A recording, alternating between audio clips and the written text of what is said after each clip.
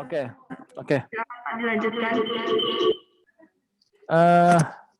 Pasti di soal pertanyaannya ada berapa prinsip hygiene sanitasi pangan gitu ya? Ada berapa prinsip hygiene sanitasi pangan? Jawabannya berapa? Tahu nggak? Jawabannya 6. Kita lihat yuk apa aja. Nih, mukadimahnya pembukaannya. Disebutkan dalam undang-undang. Ada suatu pernyataan bahwa memperoleh pangan yang cukup, bergizi dan aman adalah hak asasi setiap manusia. Itu ya, karena kan Undang-Undang 45 juga mengatur semuanya gitu ya. Nah, tapi kenyataannya di lapangan ternyata ratusan juta orang menderita penyakit menular tanpa kita sadari setiap tahun. Sebabnya oleh pangan dan air yang tercemar yang dikonsumsi oleh manusia. Oke. Nah, menyediakan pangan yang sehat untuk banyak orang, dalam hal ini seperti teman-teman, itu adalah tanggung jawab dan kepercayaan yang sangat besar. Oleh sebab itu, jangan sia-siakan tanggung jawabnya, karena dengan teman-teman menerapkan prinsip sanitasi pangan, sehingga pangan teman-teman aman untuk dikonsumsi, efeknya adalah resto dan perusahaan teman-teman akan terus berkembang, dipercaya oleh konsumen. Makan di situ aja tuh, situ bersih. Makan situ tuh, selain enak, tempatnya juga steril banget, gitu ya. Itu salah satu nilai jual. Sekedar info, teman-teman, mungkin sudah disampaikan, ada aplikasi di Android namanya Germaspas. Isinya adalah seluruh restoran dengan radius kurang lebih 5 km dari tempat teman-teman berdiri di suatu kota. Ini tergantung ya, tergantung dinas kesehatan di sana sudah ngintut atau belum. Misalkan nih berdiri di Bandung, di alun-alun Bandung. Seputaran 5 kilo di situ akan nongol tuh, buka aplikasinya, akan keluar restoran apa aja, lengkap dengan sudah layak sehat atau belum. Kondisinya bagaimana ada di situ. Nah, jadi ini salah satu bentuk edukasi dari pemerintah kepada masyarakat konsumen. Jadi pilihlah restoran atau tempat makan yang memang benar-benar sudah layak sehat gitu lah. Jadi dengan layak sehat, karena dengan terbitnya sertifikat layak sehat berarti seperti saya bilang tadi, teman-teman restoran sudah menerapkan dan akan terus menerapkan prinsip-prinsip hygiene sanitasi restoran gitu ya. Oke, jika Anda penyedia pangan, tugas Anda adalah memastikan makanan tersebut aman dikonsumsi, bebas dari pencemar. Nah, mengapa hygiene sanitasi itu penting? Karena menurut data WHO, lebih dari 200 penyakit ditularkan melalui makanan. Kita tahunya cuma apa? Diare gitu-gitu ya. Tapi ternyata menurut penelitian Organisasi Kesehatan Dunia WHO itu lebih dari 200 penyakit bisa ditularkan. Termasuk penyakit-penyakit kelas berat seperti kanker tadi, karena efek dari bahan kimia yang terakumulasi dalam tubuh kita. Makanan tidak aman menyebabkan penyakit mulai dari diare sampai kanker. Nah, itu tadi saya bilang ya, sampai kanker. Bahkan menyebabkan infeksi atau keracunan sepanjang hidup. Jadi selama kita makan, terjadi infeksi atau keracunan dalam tingkat rendah, itu karena tetap kita konsumsi, itu akan terus ada dalam tubuh kita. Ya. 5 miliar penyakit diare terjadi terhadap anak usia 5 tahun setiap tahunnya ya. Kenapa? Dari jajanan mereka. Ya, tingkat anak-anak umur segitu kan memang jajannya rajin banget jajannya gitu lah, sering banget jajannya. Hati-hati bagi punya anak kecil, jadi jajannya diawasi ya, dipastikan aman dan sehat. Nah, terus dengan menerapkan hygiene sanitasi, berarti teman-teman juga melindungi reputasi rumah makan restoran teman-teman tadi, seperti saya bilang tadi ya, dengan bentuk Germaspas itu udah masyarakat teredukasi untuk memilih. Terus Anda, teman-teman, nyaman dalam bekerja, karena tidak dihantui perasaan, ini kok kotor ya, gimana sih ini biar di satu sisi makanan harus cepat diolah, satu sisi teman-teman juga bingung nih kerja kok tempatnya kotor gitu, atau ini peralatan dipakai kok masih nggak bersih gitu ya. Jadi teman-teman nyaman dalam bekerja. Terus yang penting juga dengan diterapkannya hygiene sanitasi, mencegah terjadi keracunan pangan dan penyakit akibat pangan yang tadi sampai 200 penyakit lebih itu. Nah, ini kita bahas sedikit perjalanan pangan. Jadi ada rantai pangan. Jadi suatu rangkaian dari pangan itu ditanam, dibibitkan sampai disajikan. Ya, ada alurnya, ada dibibitkan, tumbuh menjadi siap besar gitu ya, terus dipetik, dipanen, terus diproduksi dalam bentuk bahan pangan, dikirim, digudangkan, dipasarkan, diolah sampai disajikan.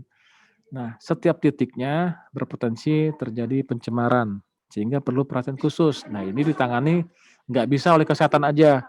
Kesehatan hanya fokus pada pangan siap saji yang disajikan di meja makan itu harus sesuai dengan standar kesehatan. Ini butuh kerjasama lintas sektoral. Ada di Jakarta ini ada KPKP, apa namanya, kelautan itu loh, dan pertanian. Nah, itu keamanan pangan. Kelautan, pertanian, dan keamanan pangan. Jadi mereka yang memantau di bidang mana saya lupa itu ya. Kalau dinas apa perindustrian itu pada saat pengemasan itu jadi kerjasama lintas sektor. Jadi dia memastikan kemasan yang dibuat itu harus sesuai dengan standar. Jadi kalau di kesehatan hanya memantau dan mengawasi pangan siap sajinya. Contoh agar perut ternak baik yang diawasi pangan ternaknya betul karena pakan ternak yang diberikan itu berpengaruh terhadap hasil ternak yang jadi. Ya, misalkan saat ini kan sudah banyak yang instannya. 3 bulan ayam udah bisa dipanen untuk dijual, dipotong. Itu kadang-kadang efeknya adalah terhadap tubuh manusia. Kita sering makan seperti itu. Nah, itu salah satunya tadi saya bilang mengapa banyak anak autis yang dilahirkan saat ini karena ternyata dulunya orang tuanya sering makan makanan fast food seperti ini.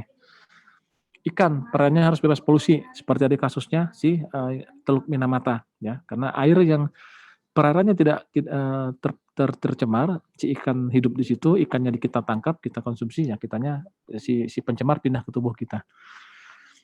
Nah, ini lajur pangannya tadi. Nah, perjalanan pangan di dalam rangkaian proses pengolahan makanan. Jadi titik tahap-tahapannya. Nah, setiap tahapannya itu pasti punya titik kritis yang harus dilihat dengan baik. Nah, inilah yang tadi disebut dengan HACCP. Penerapan HACCP itu adalah memantau, mengawasi setiap titik-titik kritis dalam setiap tahapan pengolahan makanan. Ya, tapi nggak secara keseluruhan. Ini teman-teman yang sudah HACCP ngerti nih. Ya. Terus titiknya harus dikendalikan. Ini meliputi bagian-bagian ini. Ya, dari penerimaan sampai penyajian makan. Nah, sedangkan yang disebut dengan penerapan prinsip higien sanitasi, prinsip HASP, higien sanitasi makanan, itu, nah ini, ya, kalau ditanya berapa prinsip higien sanitasi pangan, tahapannya ada 6. Jadi kalau ditanya jawabannya adalah 6. Ya kan, kalau nggak salah soalnya ada berapa gitu ya. Jawabannya adalah 6, inilah dia. Dari pemilihan bahan, penyimpanan bahan, pengolahan menjadi bahan makanan tadi, setelah matang disimpan, setelah disimpan atau langsung mau diangkut, baru disajikan. 1, 2, 3, 4, 5, 6. Inilah dia tahapannya, prinsip-prinsipnya. Oke, pertama pilihan bahan. Ini beberapa produk, ada daging, susu, telur, ikan, udang, dan sebagainya.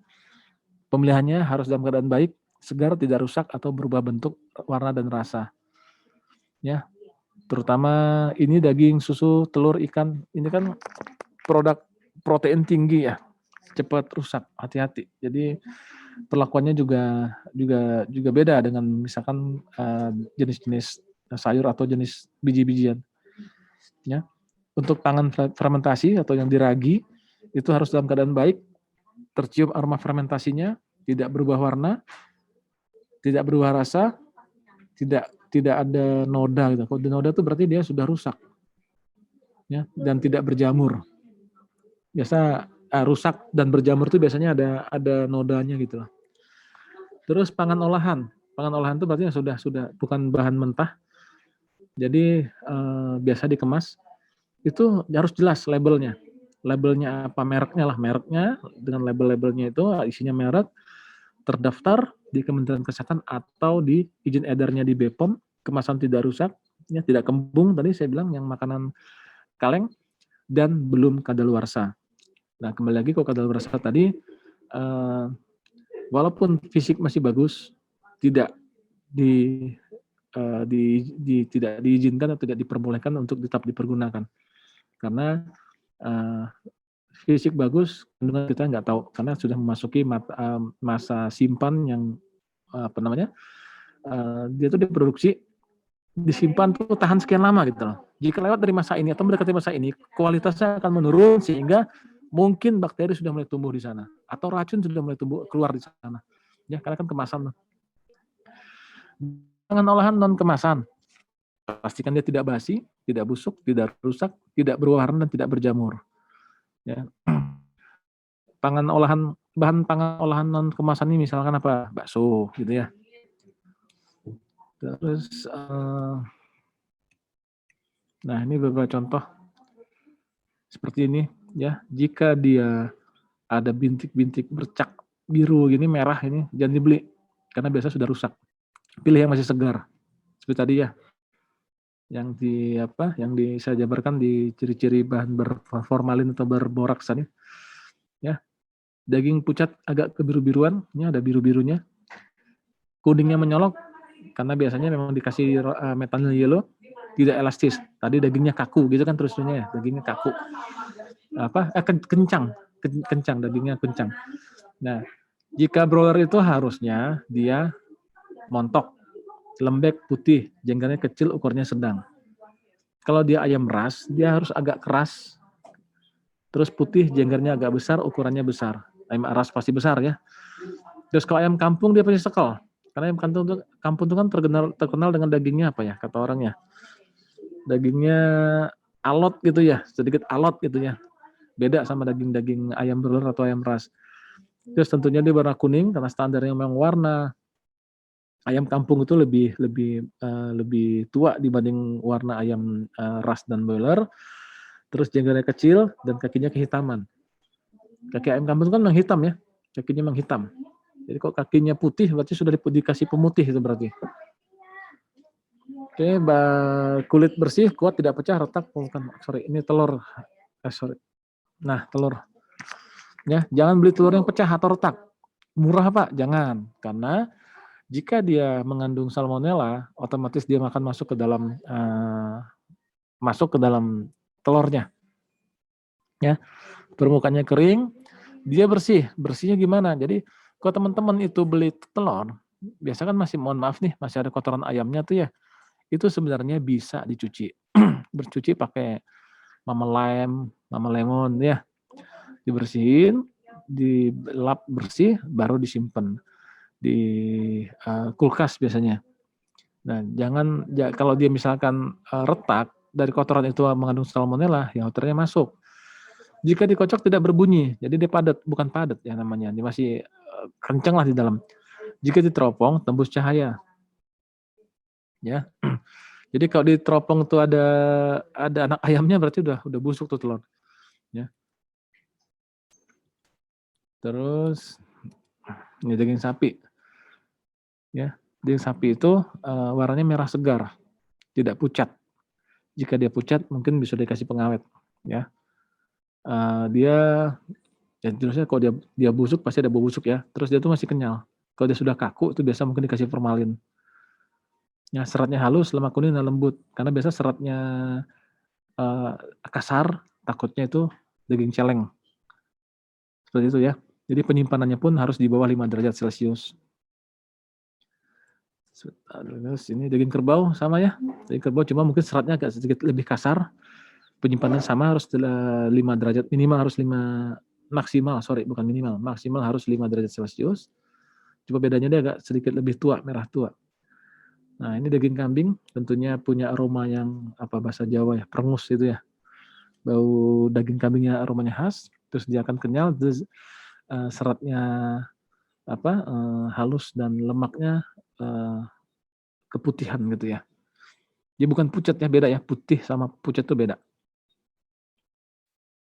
Oke, ini agak cepat ya karena bahannya materi panjang nih, waktunya terbatas.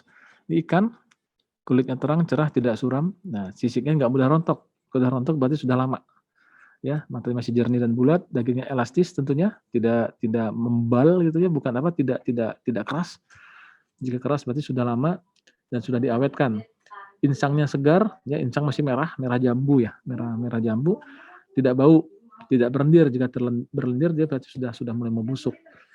Tidak ditaruh di air tenggelam. Jika ngapung berarti sudah busuk. Ini kerang, ya cangkangnya tidak pecah, masih harus utuh, baunya amis, cangkang sudah bau amis berarti sudah busuk, cangkang sudah terbuka, risiko dia sudah tidak segar lagi dan tercemar. Ya, ini buat produk-produk kemasan, ingat kemasan jangan sampai ada yang rusak, jangan sampai ada yang sobek karena akan terkombinasi oleh suhu atau kondisi lingkungan di sekitarnya. Makanya teman-teman, jika menaruh bahan-bahan seperti produk gula, produk tepung, atau air mineral sekalipun, harus ditaruh di atas palet. Kenapa? Dinding dan lantai sangat berpengaruh, sangat mempengaruhi kelembapan terhadap kualitas barang. Ya, karena kelihatannya biasa sepele aja tuh. Padahal kelembapan itu bisa mempengaruhi bisa mempercepat rusaknya si pangan, terutama tepung, beras itulah. Lembab otomatis atau di dalamnya udah mulai berjamur. Ya. Jadi dikasih palet. Terus cek kondisi kemasan seperti yang saya bilang tadi, ya. Ada terdaftar, tidak penyok, terus secara visual kita lihat tidak penyok, tidak gembung ya. Terus ada label-label terdaftar di Kemenkes atau di BPOM. Dan harus ada tanggal expire date-nya. Terus prinsip kedua, penyimpanan bahan pangan terhindar dari kemudian kontaminasi. Jadi tujuannya disimpan itu prinsipnya harus terhindar dari kemungkinan kontaminasi bakteri, vektor maupun penyakit. Tahu vektor ya? Kemarin udah belajar ya? Ini vektor. Ya, di kuliner biasanya ada tikus, ada kecoa, ada lalat. Itu vektor. Bahan berbahaya dan racun. Bahan pangan yang terima atau dibeli lebih awal digunakan lebih dulu. Nah, prinsip FIFO, first in, first out, dan FIFO, first expired date, first out. Tempat penyimpanan harus bersih dan tertutup sehingga terlindung dari faktor penyakit. Nah, waktu saya ngajar yang minggu lalu ada pertanyaan, Pak, apakah ini saya lanjut dulu, ini palet ya, ini palet boleh dari plastik, boleh dari kayu. Pak, apakah konstruksi kulkas kita itu sudah benar untuk menyimpan telur? Nah, itu ternyata konstruksi kulkas kita tuh di Indonesia ini salah. Ingat untuk telur tadi jangan taruh dia di pintu kulkas. Kenapa? Karena pintu kulkas itu yang begitu kita buka kulkas, pintu kulkas itu adalah bagian yang paling cepat dan paling lama terjadi perubahan suhu. Terjadi perubahan suhu di pintu itu karena begitu dibuka otomatis dia duluan yang kena udara luar. Nah, terusnya bagaimana Pak nyimpen telur? Telur taruh di pada tempatnya. Ada kan biasanya tempat telur tuh ya, tapi harus bersih ya. Kalau juga masukin tempat-tempat yang tadi itu kardusnya itu, pastikan itu kardus bersih, tidak ada anak kecoa. Karena biasanya kecoa masuk ke dapur itu melalui tempat-tempat seperti itu. Nah, taruh di bagian dalam. Dan sebaiknya petugas yang buka tutup chiller atau buka tutup kulkas itu harus ada satu orang yang bertanggung jawab. Jadi nggak tiap satu orang baru tutup 3 detik buka lagi satu orang mau ngambil telur. Baru tutup ngambil lagi satu mau ngambil misalkan kecap atau begitu ya. Itu diusahakan tidak seperti itu karena begitu suka dibuka tutup tentunya suhu akan berubah. Untuk makanan-makanan yang dengan danger zone, suhu dan danger zone itu sangat-sangat rentan, itu sangat berpengaruh. Prinsip ketiga, pengolahan pangan. Ya, pengolahan pangan yang baik dan sehat. Tentunya tempat itu dapurnya harus bersih, pencahayaannya cukup, ventilasinya, lantai tidak licin, ini berhubungan dengan keselamatan kerja ya, dan lantai harus benar dibersihkan. Nah, salah satu faktor atau salah satu hal yang memudahkan untuk lantai itu dibersihkan adalah dengan konus.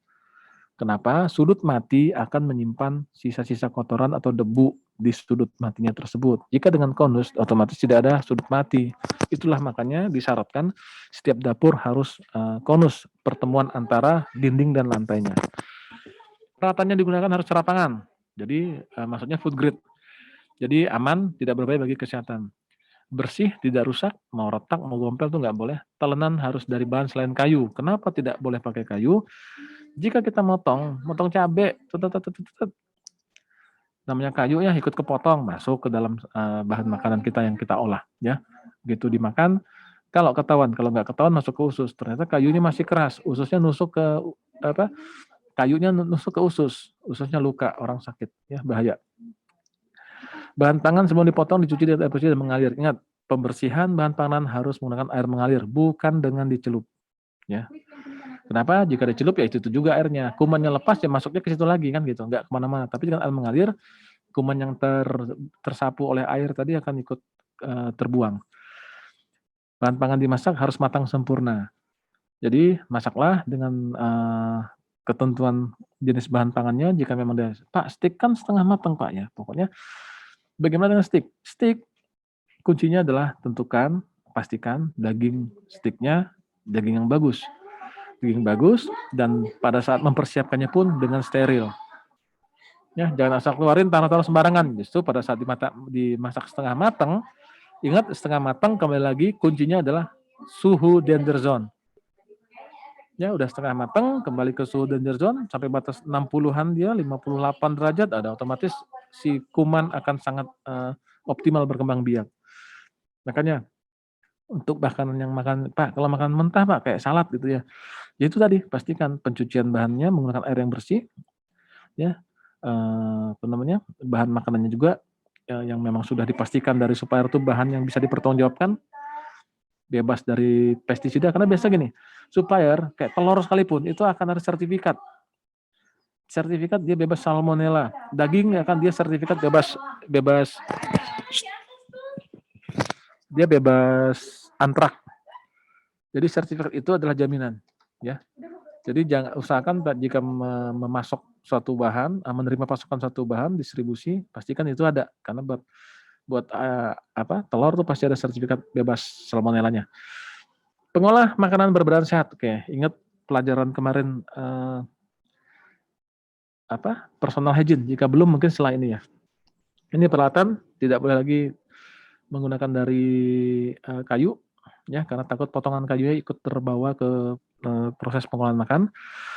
Terus biasanya kan kalau restoran-restoran atau hotel itu udah terpisah warna ya. Hijau buat sayur-sayuran gitu ya, merah buat coklat apa merah tuh buat daging gitu ya, udah ada ya. Jadi pastikan juga digunakan sesuai dengan warnanya. Ya, apalagi kalau sudah ISO atau HACCP itu sangat-sangat ketat pengawasannya. Tapi walaupun menggunakan plastik, ya jangan juga kali udah hitam semua masih dipakai, enggak ya. Karena luka-luka yang goresan di plastik itu, itulah yang menjadi tempat berkembang biaknya si bakteri. Makanya pada saat dicuci harus ada proses desinfeksi, proses terakhir sebelum ditiriskan. Ingat tidak boleh di lap, tidak disarankan lagi di lap, tetapi dengan cara ditiriskan. Nah, sebelumnya harus melalui proses desinfeksi pada saat proses pencucian. Bahannya juga harus kuat dan tahan terhadap karat dan korosi. Silahkan di beberapa restoran saya lihat menggunakan talenan stainless ya, tebal gitu ya. Silahkan aja, kan yang penting tidak karat. Ya, dan harus selalu dibersihkan serta didesinfeksi. Ini beberapa jenis logam yang suka ada di bahan makanan, di peralatan makanan, tapi sekarang saya rasa sudah tidak banyak lagi ya, karena sudah diganti dengan bahan stainless, ya. Jadi peralatan masak itu wajib terbuat dari bahan yang tidak melepaskan zat beracun pada makanan. Kalaupun ada zat beracun yang dikeluarkan tidak melampaui ambang batas. Ingat, segala sesuatu yang tidak melampaui ambang batas itu masih dikategorikan aman. Ya, tapi kalau untuk bahan makanan, setahu saya sekarang sudah rata-rata menggunakan stainless ya sudah aman. Ini beberapa contoh aja buat wawasan teman-teman ya. Ini ada, jadi inilah ambang batasnya. Kalau tembaga tuh nggak boleh lebih dari 1,0 mg per liter. Efeknya kerusakan hati. Ya, kadmium itu bisa menyebabkan merusak ginjal, tulang, dan gigi. Ya, zinkum bahasa kimianya. Nah, ada rasa pahit ya dan mengganggu selera. Jadi malah jadi nggak pengen makan, hilang selera. Ya ada timah hitam itu timbal, ya. Tahu kita bisa merusak otak, anemia dan lumpuh. Merusak otak ini paling banyak terjadi karena timah hitam dulunya ada di bukan premium ya, bensin kita ya. Bensin kita waktu masih bensin timbal itu asapnya itu sangat bahaya. Ya, ini beberapa jenisnya. Arsen juga. Arsen tuh kayak apa ya? saya lupa tuh warna apa kemarin tuh ya disebutkan itu. Jadi dia bisa merusak empedu, menyebabkan kanker kulit dan bahkan kematian. Ya, ini beberapa contohnya juga. Nah, jangan menggunakan yang berukir ya, karena di peralatan pencucian kemarin risikonya adalah sisa makanan atau kotoran akan terselip di ukiran-ukiran. Gunakan yang stainless ya dan terapangan. Terapangan kemarin belajar nggak itu label-label itu kan? Ini untuk peralatan kecil-kecil misalkan buat saus buat apa tuh kasih label. Jika memungkinkan bedakan juga dengan warnanya. Ya, jadi tidak lebih mudah untuk proses pengambilan menggunakan juga dilindungi dari kontaminasi tertutup ya, jangan terbuka. Biasanya kan misalkan kecap atau apa ya campurannya saus gitu ya. Itu bedakan aja dengan warna. Jika tidak ada warna tapi harus ada labelnya. Nah, ini food grade wadah pangan. Jadi harus food grade tara pangan, harus tidak mengandung racun, maka tadi seperti styrofoam tadi ya. Atau plastik-plastik yang punya kode, aduh saya lupa kodenya ya. Kodenya itu P berapa gitu kan ada tuh. Catatan saya kemana itu ya. Nah, ini prinsip keempat, penyimpanan pangan. Pangan harus disimpan di tempat yang memang aman, tidak tercemar debu, tertutup, tidak bisa diganggu oleh atau dijangkau oleh tikus, kecoa atau kucing sekalipun ya. Jangan sampai ada begitu dibuka tempat penyimpanan makanannya ada kecoa. Itu umumnya paling banyak kecoa. Misalkan, Pak kita ada apa ya? Etalase gitu bahasanya ya. Saya nggak tahu tuh namanya tempat restoran teman-teman. Seperti etalase penyimpanan bahan-bahan pangan yang sudah matang yang belum disajikan. Nah, itu hati-hati. Biasanya ada kecoa di situ. Ya. Terus pangannya sudah matang, tidak boleh kontak langsung dengan tangan. Gunakan alat untuk melakukan pengambilan makanan. Ada tong servis bahasanya gitu ya, tong servis kayak penjepit kayak bahasanya, pokoknya sendok kayak apa kayak, pokoknya tidak boleh kontak dengan tangan, harus dengan alat. Nah, prinsip kelima, pengangkutan. Dari pengangkutan ini kan biasa kan makanan setelah dipesan, dimasak, matang, baru didistribusikan. Prinsip dari pengangkutan, pastikan kendaraannya adalah kendaraan yang memang peruntukannya untuk pengangkutan atau untuk distribusi. Jangan pakai Avanza Pak, tapi kalau minggu atau nggak dapat job dipakai buat tamasya Pak, buat piknik nggak boleh. Gunakan kendaraan khusus, memang speknya untuk angkut untuk angkut barang, seperti mobil box ya. Tapi pastikan pencucian mobil boxnya, pembersihan mobil boxnya juga diperhatikan. Jika mobil dapurnya bersih, mengkilap dan steril, tapi mobil boxnya kotor, misalnya tumpahan atau apa nggak dibersihkan, cuma dilap doang, sama aja bohong. Jadi teman-teman, lalat, kecoa, dan tikus itu datang karena ada yang manggil. Oke, yang paling gampang itu lalat sama kecoa. Lalat itu akan datang karena dia akan mencium bau sisa makanan. Loh Pak, tadi sudah dilap Pak. Lapnya pakai apa? Pakai air Pak, lap basah. Betul, sudah dilap. Tapi sisa-sisa, apa ya bahasanya ya? Sisa-sisa dari misalkan kuah bakso tumpah, itu kan meninggalkan apa ya? Anggaplah kayak ekstrak gitu kali ya di atas meja itu. Itu tuh akan ada kuman. Kuman itulah yang manggil si lalat dan kecoa. Ya, makanya pada saat pembersihan menggunakan desinfektan. Desinfektannya ingat sesuai dengan peruntukannya. Jika lantai ya untuk lantai, jangan super pel dipakai buat bersihin meja, nggak boleh. Ya, desinfektan untuk meja itu sudah ada khusus. Ya, saya nggak tahu merek-merek di lapangan, tetapi teman-teman udah pernah tahu lah. Biasanya teman-teman bilangnya itu cairan sanitasi. Tuh yang biasa saya bilang, pakai apa bersihnya? Ini Pak, ada cairan sanitasinya Pak, seperti itu. Karena biasanya di drop dari kantor pusat itu. Ya, jadi harus sesuai standar kendaraan yang ngangkut harus selalu dibersihkan, ya. Nah, jadi dalam pencemaran pangan matang itu lebih berisiko dibanding pencemaran pada bahan makanan. Jelas, karena begitu matang dia ada masa simpan. Untuk teman-teman yang dari catering, makanya di box itu tertulis, disarankan untuk menuliskan segera konsumsi maksimal 3 jam setelah diterima.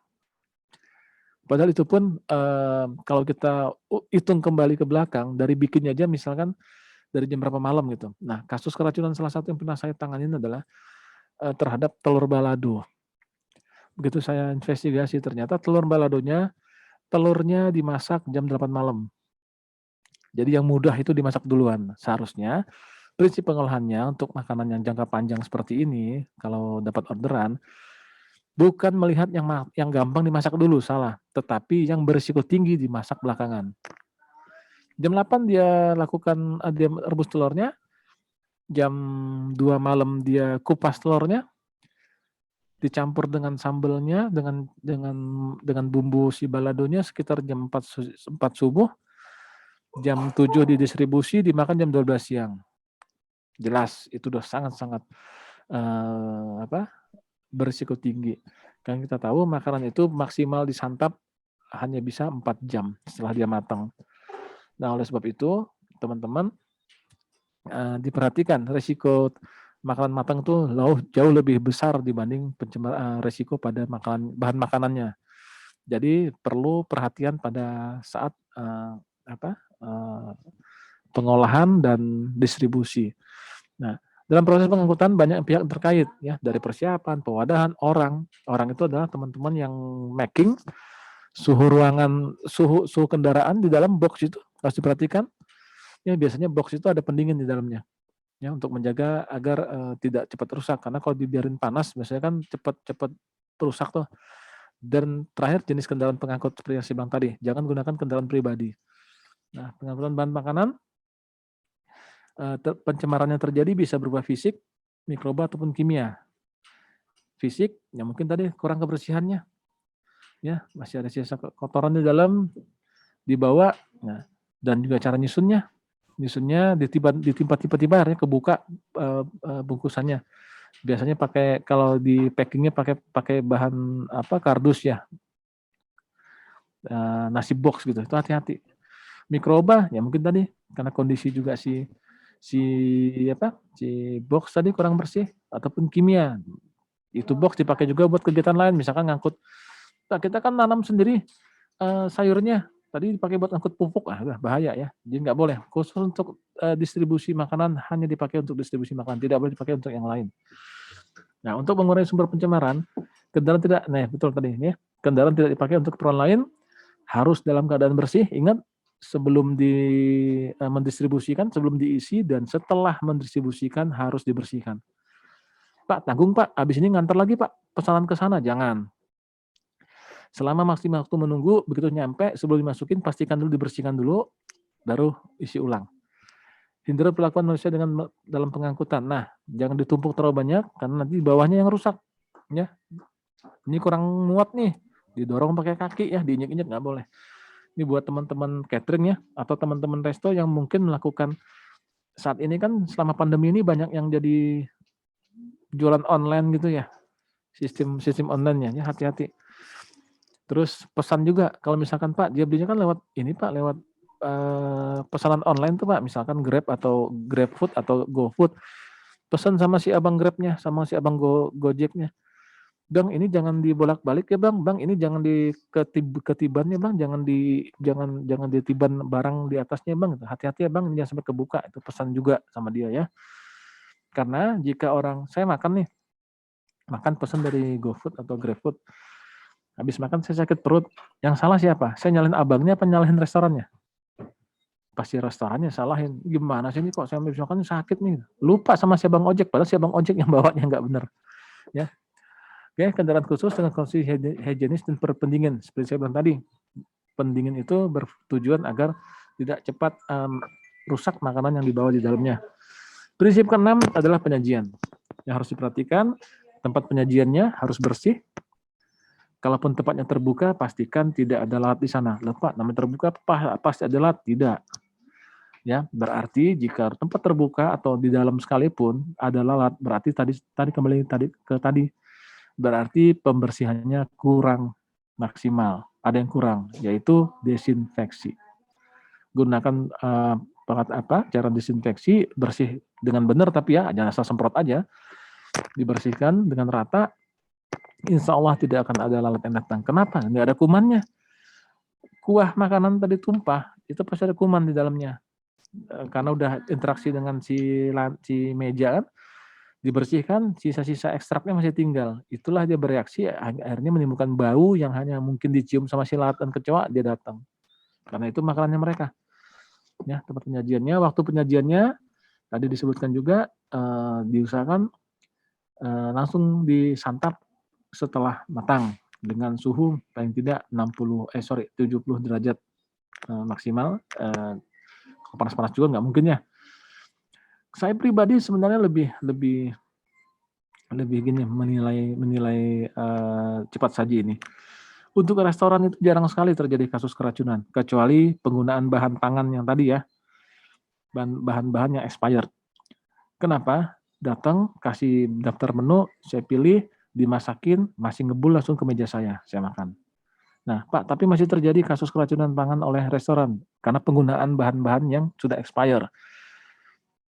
2 tahun lalu, 2 tahun kali ya, 2019 sebelum pandemi, itu ada salah satu restoran yang heboh di Jakarta, gara-garanya di medsos juga, si pasien, si korban, si customer, tanpa sengaja, karena ini restoran kalangan atas, nggak sengaja sama-sama masuk di rumah sakit yang sama, sebelah-sebelahan. Bapak, kenapa Pak? Iya, saya tadi makan di restoran ini. Lah, sama Pak, saya juga. Akhirnya masuklah ke medsos. Ingat, sekarang nggak perlu rame-rame, nggak perlu repot-repot untuk menjatuhkan suatu brand, cukup masukkan ke medsos, habis sudah. Ya, medsos itu pembunuh usaha orang nomor 1 sekarang. Terlalu banyak orang yang usaha gara-gara tarif yang pinggir, jangankan yang besar, yang pinggir jalan aja. Tarif harga makan di warung ibu ini gila-gilaan, diposting dengan bukti bayarnya udah habis dah. Orang nggak mau lagi datang ke situ. Ya. Terus hal yang harus diperhatikan berikutnya adalah cara penyajiannya. Jika memang dia disajikannya sistem bukan lagi sistem, tapi memang disajikan tuh, usahakan tertutup. Usahakan tertutup, di depan customer-nya baru dibuka. Ya, itu sebenarnya etika juga sih, tapi selama ini kan tidak ya, karena langsung dekat disajikan. Silakan aja, tetapi pastikan di penyajiannya menggunakan bahan peralatan yang memang terapangan, terus bersih ya, dan aman. Jadi tidak ada resiko kontaminasi silang dari bahan sajinya, wadah penyajiannya ke makanan. Terus prinsip penyajiannya, jika memang harus sajinya dingin ya kasih dingin, jika harus panas ya panas. Ya, jangan harusnya nasi panas dikasih yang dingin gitu ya. Enggak, karena biasanya itu sangat berpengaruh juga terhadap selera si customer. Wah, kok dingin nih, enggak begitu panas nih. Gitu ya. Ini kurang panas nih, kurang dingin nih gitu kan. Itu biasanya berpengaruh. Lamanya waktu tunggu makanan mulai dari selesai proses pengolahan, jadi selesai begitu matang, disajikan dan dimakan tidak boleh lebih dari 4 jam seperti saya bilang tadi. Segera hangatkan kembali jika makanannya berprotein tinggi. Ya, protein setelah 4 jam kira-kira memang wah ini belum dipakai nih, boleh dipanaskan kembali. Protein tinggi itu seperti bahan-bahan apa ya? Mengandung santan ya, terutama yang bisa di santan ya. Tapi jangan udah 8 jam, 10 jam baru panasin, jangan ya, risiko. Jadi kalau memang dia bisa dipanaskan dalam 4 jam harus dipanaskan kembali. Oke, sarana penyajian, display apa ya, etalase gitu ya. Jadi harus tetap prinsipnya terpisah antara jenis makanan. Makanan mentah dan matang jelas, nggak boleh ada satu. Yang di display adalah makanan matang. Jika jenisnya bahkan makanan matang semua, pisahkan ya. Misalkan ini model santan, ini model bening itu jangan sama.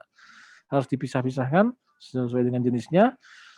Terus jika dia misalkan kita makanan mentah Pak, misalkan makanan apa ya? Makanan apa sih nama restonya tuh? Saya lupa deh. Jenisnya tuh yang kita pilih langsung rebus sendiri, itu kan berarti bahan mentah semua tuh, kayak sushi gitu-gitu ya. Nah itu ya daging, jangan sama sayur, nggak boleh ya. Sirkulasi udaranya harus cukup, pastikan dia selalu segar dalam, ya, tapi nggak juga terbuka, karena terbuka takutnya kontaminasi oleh debu. Terlindung dari jamahan orang, serangga dan tikus.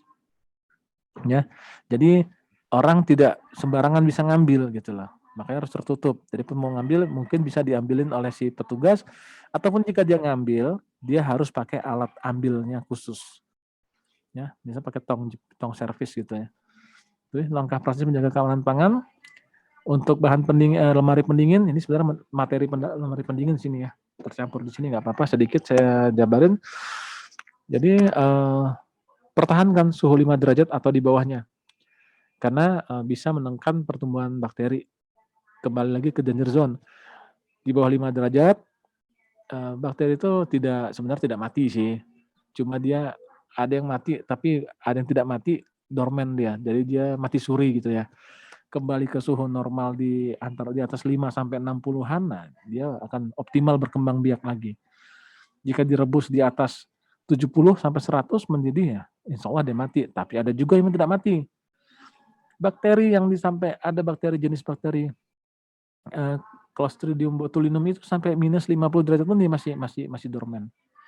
Ya, itu sekilas info aja. Terus makin sedikit bakteri, makin kecil pula peluang untuk sakit. Ya betul, karena nggak ada bakteri, sedikit bakterinya dia tidak akan gini.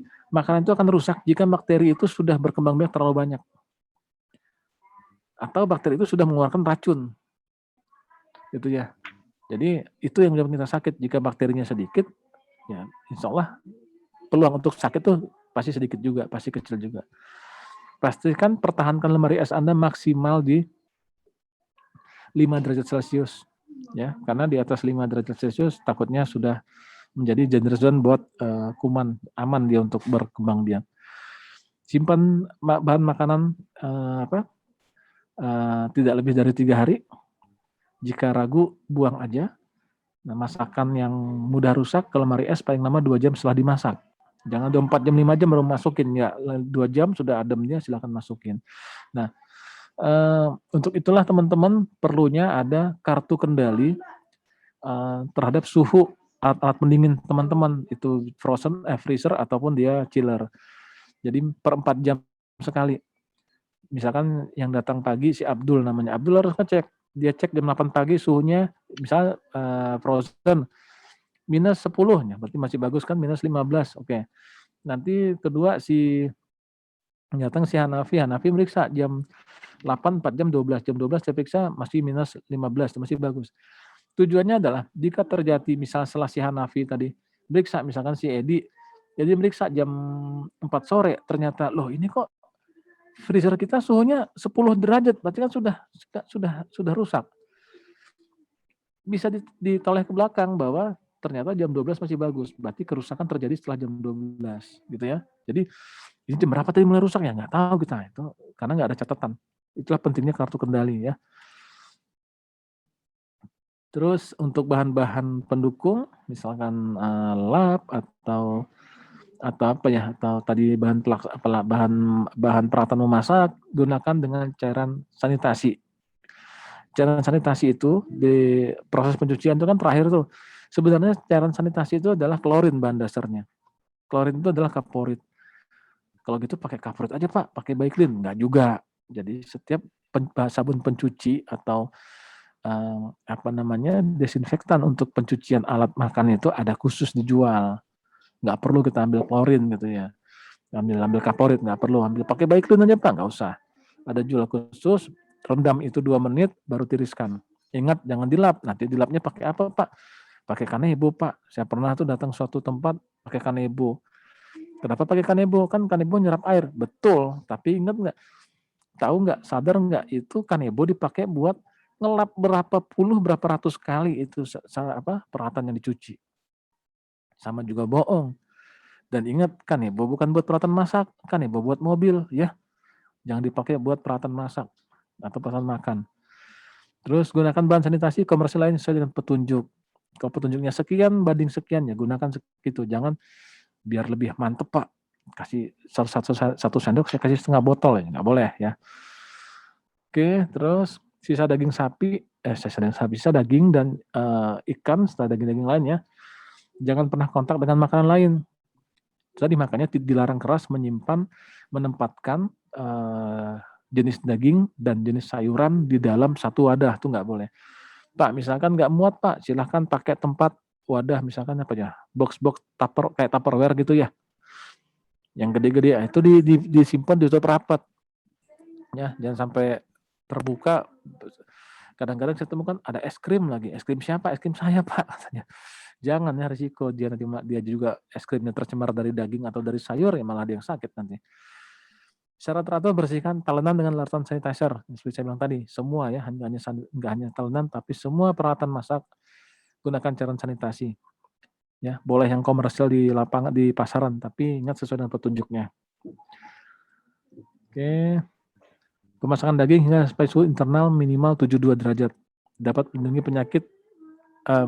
dari penyakit yang disebabkan oleh makanan. Makanya usahakan 72. Saya rasa pemasakan steak sekalipun tetap minimal tuh di 72 derajat, 70, 72 sampai 75 derajat. Nggak mungkin walaupun steaknya setengah mateng itu dimasak pakai cuma 50 atau 40 derajat. Pasti nggak mateng, nggak akan mateng lapisan dagingnya.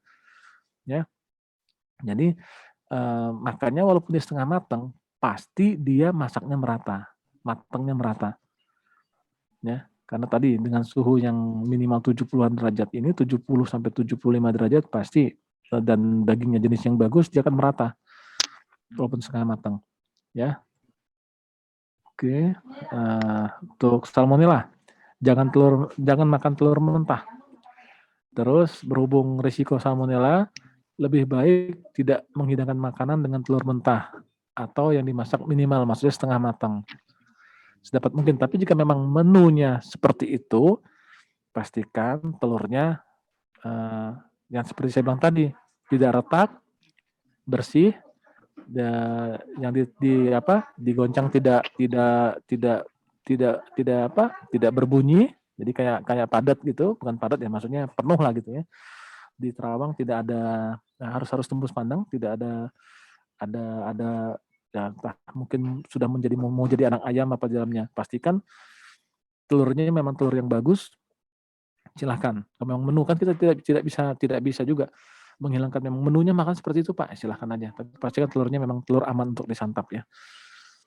Terus mana nih? Oke. Nah, untuk dapur juga pastikan semuanya selalu dalam keadaan bersih. Pastikan tidak ada sampah yang berceceran di lantai dapur, karena sampah yang berceceran itulah nanti akan mengundang kecoak dan lalat serta tikus datang. Jika lantainya tidak dibersihkan dengan desinfektan, misalkan dipel, nah pel bolehlah saya sebut misalnya super pel gitu ya, boleh karena dia memang desinfektan untuk lantai. Tapi ingat jangan pakai super pel untuk meja racik ya. Khusus ada, saya nggak paham mereknya, tapi di pasaran ada. Teman-teman yang sudah ISO pasti tahu tuh ada cairan sanitasinya. Oke. Untuk jenis-jenis lemak ya pakai air panas lebih bagus. Baru dibilas kembali. Ya. Nah, ini saya mau bagi ini nih, sharing sedikit. Saya pernah baca, ternyata kuman yang ada di dalam busa cuci piring itu loh. Busa cuci piring itu. Ternyata kumannya itu berpuluh-puluh kali lipat lebih banyak dibanding kuman di kloset. Saya juga kaget bacanya. Loh, kok kloset, Pak? Kloset kan kotor, Pak, buat nya orang. Betul. Tapi kloset itu kan begitu keluar langsung disiram. Airnya banyak. Jadi ternyata jumlah kumannya tidak sebanyak yang ada di busa. Kenapa di busa lebih banyak? Karena dicucikan ke piring kotor, masuk lagi ke situ. Nanti cuci lagi, masukin lagi ke situ. Akhirnya efektivitas si busa itu kan ada apa? Efektivitas desinfektan yang ada di dalam sabun pencuci itu ada masa toleransinya juga. Jadi begitu sering dipakai, airnya berkurang. Mohon maaf, waktunya tinggal 6 menit lagi. Oke, baik. Ya, jadi efektivitasnya berkurang sehingga begitu makin berkurang airnya tidak ngaruh sama si kuman akan berkembang biak dengan optimal di sana. Itu sebabnya usahakan bikin itu cairan pencuci secukupnya saja. Nanti sampai batas berapa jam, teman-teman yang tahu jam sibuknya jam berapa, satu ganti. Ya, jadi jangan pakai itu dari pagi, dari opening sampai closing. Oke, cuci peralatan segera mungkin setelah digunakan, biarkan piring sendok garpu kering di udara, tidak pakai lap. ya, tapi tiriskan. Jika memang Pak kita butuh cepat Pak, silahkan pakai tisu sekali pakai buang, jangan pakai lap yang berulang-ulang, karena cap lap berulang itu yang menjadi kontaminasi ulang terhadap si peralatan. Cuci tangan dengan sabun 20 detik, ya, ada ngerti ya 6 atau 5 prinsip langkah cuci tangan. Jika ada infeksi atau luka, gunakan sarung tangan, tutup dengan plester anti air, di personal hygiene sudah belajar. Cuci tangan dengan air sabun dan air hangat setelah menangani daging dan ikan, ya, karena ada sisa lemak di situ, pakai air hangat dan pakai sabun. Untuk towing, ingat petunjuk towing, ya, karena sampai towing itu kadang-kadang ada sampai 4 sampai 8 jam, malah ada yang hari ini dipindahkan dari freezer ke kulkas, ya, pelan-pelan untuk mencairkan si bahan makanan, ya. Jadi ikuti aturannya, jangan biar cepat langsung kasih air panas, nggak boleh, ya. Perubahan suhu sangat berpengaruh terhadap perkembangbiakan mikroba. Itu materi saya. Sementara saya kembalikan ke Mbak Putri.